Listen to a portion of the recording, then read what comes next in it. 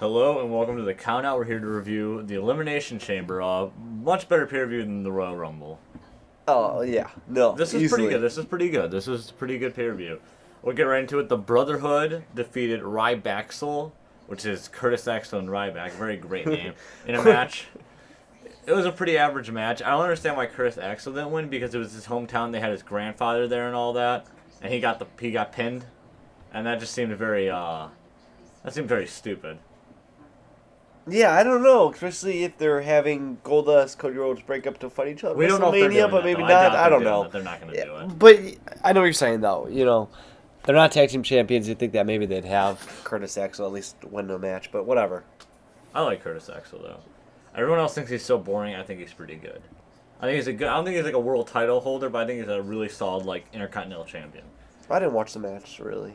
I saw a little of it. I didn't pay too much attention to it. It wasn't like it was just whatever, but still, the wrong team won. And I do like Cody Rhodes and Goldust, but the wrong team won in that aspect. But anyway, the next match was probably one of the biggest surprises of the night. That's when Biggie Langston defeated Jack Swagger to retain his Intercontinental champion. Not a surprise that Biggie Langston won. Yeah, I didn't mean that he won. I meant the match itself. It was a very good match. Very good match. That's not his name anymore. It's just Biggie. Oh, well, whatever. That's Biggie. it. I'll call him Biggie Langston. No, it was actually a really good match. I felt like I missed the part of the beginning, kind of here and there, but one of the parts I was like, wow, did it just get really good, or was this always really good? Luke's like, no, it was really good. Yeah, and this is definitely, I think the Intercontinental title needed a match like this. I mean, from what I heard, I didn't really watch many of the pay-per-views from last year, but I heard a lot of the matches for the Intercontinental title were pretty just generic, bland. And this match was very good, so that's definitely a step in the right direction. And it really gives the Intercontinental Championship Biggie a little Langston's more actually prestige. defending the title. He's actually defending the title, so that's very good. They just gotta get Dean Ambrose Yeah. to defend the United States Championship, but Yeah, maybe. Next up was it was the New Age Outlaws versus the Usos, right? Yeah. it might have been. Yeah. Yeah, no, it was. New Age Outlaws versus the Usos, just an average tag team match, nothing crazy. I thought it was good. I liked it. Whatever. They had a spot where one of the Usos jumped over the top rope and landed on Road Dogg, but their heads clanked, and you could hear Road Dogg go, "You okay?" Make sure he's all right. I just thought it was kind of cool. It was a cool spot, but then it was kind of funny hearing Road Dogg be like, "You all right?" It was okay. Because it showed that he really cared. Oh, definitely. He really cared. Oh, definitely. It was just an average match. I don't really have much to say about it, really. I know, you don't must. Next up was, I believe, Darren Young versus Tyler O'Neil. Again, a match I don't have much to say about. It was a pretty It was I liked the match. match. Why? It wasn't. I just liked it. I just liked it. It didn't really do much for me. I thought it was good. Why? I don't know. I just liked it. I don't know why. That's really weird, Corey. I just liked it. I thought it was a good match. Corey, I think you think every match is a good match. No, I don't. Corey, You know what match I'll tell you what's not a good match? It wasn't the next match, because the next match was the Wyatt family. Yeah, that was a really good match. But I'll tell you what a bad match is later on. Okay, well, so far in the match we had one really good match. Not counting the pre-show, we had one really good match and two matches. But next up we had another great match, and that was the Wyatt family when they defeated the Shield. A match that picked up really well, really great match. These guys were all really good. Oh, the crowd was really into it. That was what made it awesome. Well, I mean, this crowd was one of those generic crowds. I mean, yeah, now it's becoming the new norm.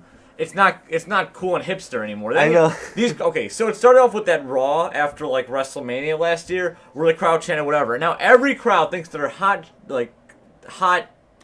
stuff when they're chanting these things. They think they're so cool chanting Daniel Bryan because that's the cool thing. Or CM Punk. Yeah, CM Punk or Goldberg, or I don't know if they're saying Goldberg, but Lesnar. I mean, it's the cool thing. It's not even cool anymore. Like once in a while, I mean, it's funny, but now it's just too much. It's just annoying. But yeah, I mean, this is a really good match. It's funny when it works. When it was like in a match later on, it made sense. But no, it didn't even make sense in that match. Oh no, it definitely didn't that match. Whatever. I mean, I feel like they don't like. They just crap on matches. If it doesn't have Daniel Bryan in it, yeah, they just crap on the match. Though. I'm so sick of that. And it was like Daniel Bryan was doing a promo earlier on, and when he started doing the yes in the middle of the interview, I don't know why, but I think it's just annoyance of how big this guy. And it's not like I'm like some hipster that doesn't like Daniel Bryan just because he's been a big name. I still like Daniel Bryan, but I think it's too much. I think he sounds ridiculous when he does the yes chants in interviews. Like, could you see him as a world champion just going around screaming yes like that with the big beard and all that? I just don't see it. I do like Daniel Bryan, though, and I do think he'll have his time eventually, but I don't know. That's just me. So the Shield had a little arguments throughout the match and just kind of a little more of a breakup. Change the subject. But I don't know. They didn't break up, though, yet. I imagine that's good. It was people are a good saying match. that maybe a triple threat at WrestleMania, so maybe they might be breaking up tomorrow night. Who knows? It's a big night to break up. Yeah, sure, why not? It was a good match. I really liked it. Definitely check it out. And then next up was the Divas match. Divas, yeah. I'm going to be honest. It was like whatever. I didn't even watch it. It was the Divas match. Like, I mean, I know it sounds like bad, but you guys know it's just the Divas match. Yeah, they're not the knockouts. Yeah, the knockouts are much better than the Divas. I'm gonna put it that way. Also, throughout the night there was bad news Barrett segments, and they were awful. Oh yeah, they're like all of a sudden they finish a match, and all of a sudden he'd come out and he'd be like talk about something completely off topic. So let's say like. Titus O'Neil just pinned Darren Young. Then all of a sudden Barrett comes out and just starts talking about how a scaffold doesn't work and Minnesota sucks and how, like everyone's gonna fail out of school because of the WWE Network and it was just really weird. I don't know. I want to like the character because I like Barrett, but they're kind of ruining him. They could have done so much better with Bad News Barrett. I'll still go back to it. The Royal Rumble, they should have made him the 30th entrant. That would have been the genius. Well, someone said that he should have came out and been like, "Oh, everybody, I got some bad news for you." Yeah, Tommy was so, yeah. And he should have said, Daniel Bryan isn't here. I'm the 30th entrant. I'm going to win the match. Yeah, what could have been. But, well, that earlier match we're talking about, that was like really bad. That should be crapped on. I don't know what else we said about it. Was the Batista versus Alberto Del Rio. Alberto Del Rio. Terrible match. Del Rio. Terrible match. Well, okay, Such a bad match. Del Rio came out and he was like in a crutch and he was like, "Wow, you really hurt me, Batista." 2 weeks ago. Yeah, and then whatever. And he starts beating up Batista with the cane. They just beats up Batista. Then Batista comes back and wins. But the whole match just got crapped on by the crowd. We want Lesnar. Batista. Batista was trending worldwide on Twitter. That's good. That's pretty awesome. Wow. When I did that, I started all of a sudden put like hashtag Batista. All of a sudden I looked at the side. I was like, oh my god, it's trending.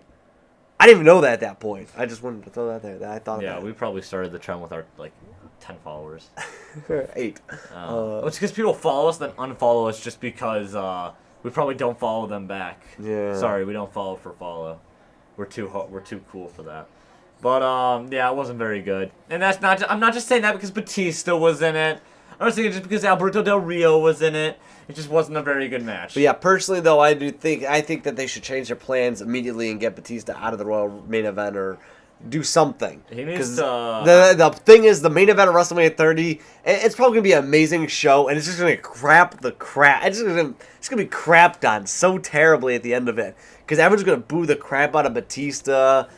And it's going to be awful. I hope they do not... Well, we'll see. I mean, you never know, right? And maybe he'll have a really good match, right? It doesn't matter. Batista still has, like, what, 7 It doesn't matter. Randy Orton and John Cena were having a decent match at the Royal Rumble. They still got crapped on. Well, that's because fans are stupid. They're going to get crapped on at WrestleMania. I hate that. I hate that now that's the thing. I told you, I hate how that's the new fan thing. I think it's so annoying. You know what I mean? I understand it's fun to, like, boo certain wrestlers and all that, but I mean... These guys, like, honestly, they put their lives on the line, and you're just going to boo them like this? I mean, I understand you're not necessarily a big fan of Batista, and you think that booing them will, like, get your point across. I mean, just let it play out. I mean, the ending of this pay-per-view made it look like a certain someone that you guys love so much, that everybody loves so much, is going to get his moment soon enough. So, hold on. But next up, yeah, it wasn't a good match. But next up is the Elimination Chamber. Orton defeated Daniel Bryan, John Cena, Sheamus, Cesaro, and Christian in a phenomenal match. It was really good. This is a great Elimination Chamber. It was a good Elimination Chamber. I don't know if I wouldn't say it was amazing, but it was very good. It was good. It was great. I'd say that maybe like a 3.75, 4 out of 5, right in that range. I said 3.75. 3.75, yeah. I mean, there were some spots that were like really cool, like when Christian did a frog splash off the top. Or when or Sheamus bro kicked the door down. But then there's some really weird spots, like Brian was right next to the door and got whipped into it and then broke through. It was really weird. It didn't seem like he would have broke through it. There's just some weird spots, but there were some really good spots. Everybody looked really strong in the match. Like, Oh no! I Well, think the fact that Sheamus nobody was- got eliminated. Oh yeah, Sheamus got eliminated like at the 23-minute minutes, mark. 25 minutes or Or something. yeah, I don't know. maybe 25, 26, something like that. Yeah. But the fact that he got eliminated so late in it made everybody look then strong. I figured Christian was gonna be the first Christian one was gonna second go. eliminated. Christian was who I was rooting for. I'll be honest. I wanted Christian to win. Man, what could have been? He should have stayed in TNA. I'm sorry, he should have. Well, That's my opinion. I think he should have stayed in TNA. I think he would have had a bigger legacy in TNA than he ever would. I mean, yeah, he was part of edging like the Christian thing, but besides that, I mean, he had a couple world title reigns that were like ended like in 2 days. Yeah, and then so it was Sheamus got eliminated, Christian got eliminated, then Cesaro got. Cesaro looked really good. I know. they're really picking him up strong. Yeah. He's Yeah, good. I like Cesaro. Then Cena, Then Cena because the Wyatt family. So I was gonna do Wyatt family versus Cena. Bray Wyatt. Yeah. Whatever. And then Randy. Oh, I'm sorry, not Randy Orton. Well, Randy Orton beat eliminated. Daniel Bryan. Daniel Bryan was because so a lot of people were like they were saying Kane came out right because John Cena got eliminated the Wyatt family, so Kane was like kicking the Wyatt family out and checking on John Cena. So what does Daniel Bryan do? Attacks Kane. All right, so he attacks Kane, then goes after Orton. Now, granted, Kane attacked Daniel Bryan before, but that was the day before. No, that was like Yeah, a that week. was another That was like day. a week or like a couple days. That was the past. We gotta live in, forgive and forget. Yeah, so Daniel Bryan hits the running knee on Orton, has him pinned, and then Kane pulls Daniel Bryan or the referee out. That's to get revenge for Daniel Bryan attacking him for no reason. Kane wasn't even interrupting in the match for Daniel Bryan. He's like, whatever, I just want to make sure Cena's okay. All right, so then Bryan starts beating him up again, Kane, and then so Bryan's fighting Orton, then Kane comes in, hits Bryan one more time. Orton hits the RKO. 1, 2, 3. Orton wins. They say that Daniel Bryan, every time he falls short, he needs to have his moment. And Orton's there holding the title. So, I mean, that definitely foreshadowed Bryan eventually winning the title. So, don't worry, guys. He'll win it eventually. But I don't know if Orton was the right choice to win, but I like Orton. So, I don't think it's a huge deal. Well, Orton's a good heel, but I don't know. I think It's the fans, I think, that ruined Orton. I would They're still really- like. No one gives him any credit. I would still like to see Daniel. I don't know. I think just because this whole yes movement, whatever it is. I feel like it's going to die the second he wins the title. Like a month or two after he wins the title. I just think it'd be cool to see. Oh yeah. Because it's all about him being an underdog. That's the reason Well, why that's the whole why crowd's it's so behind him. big. Yeah. Yeah. His ultimate underdog. So I that's think why it'd just be WWE's cool. doing a good job that they're pushing it off. That's actually a smart thing to do. They're making you wait. But I was saying to somebody, I still think that him winning at WrestleMania 30 would be a huge moment with this. Well, we're gonna have to. They don't want to stretch it out too long where it gets bad, and they don't want to have it happen where it happened too fast. Yeah, definitely. But overall, it was a good show. What would you give it grade wise? I give it a B minus. That's what I would say. B. B. Yeah, no, probably B minus. Well, I don't know. What did I give the Royal Rumble? I think I gave the Royal Rumble a C plus. I think I would knock down the Royal Rumble to a C. Yeah. I'd give this a B minus B. It was good. We enjoyed it. Yeah. But yeah, tell us what you think about the Royal Rumble, and be sure to follow us on Twitter. Because WWE Network's starting soon, so we're pretty freaking excited about that. At least I'm pretty.